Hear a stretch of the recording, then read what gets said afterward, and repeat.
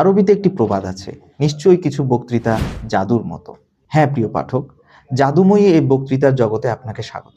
পৃথিবীর ইতিহাসে অনলবর্ষী যত বক্তারা ভূমিকা রেখেছেন জাতির গঠনে, দেশ জয় করতে, বিশ্ব জয় করতে, আব্রাহাম লিঙ্কনের এক বক্তৃতায় ভিত নড়ে উঠেছিল শ্বেতাঙ্গবাদের, এবং নেলসন ম্যান্ডেলার একটি ভাষণে পুরো জাতি জাগ্রত হয়েছিল বর্ণবাদের বিরুদ্ধে। এরকম অসংখ্য ভুরি ভুরি উদাহরণ আছে অনলবর্ষী বক্তৃতার প্রভাব নিয়ে। প্রিয় পাঠক, আপনিও যদি আপনার কথাকে সেরকম জাদুময়ী করে তুলতে চান, তাহলে জাদুময়ী বক্তৃতা বইটি আপনারই জন্য।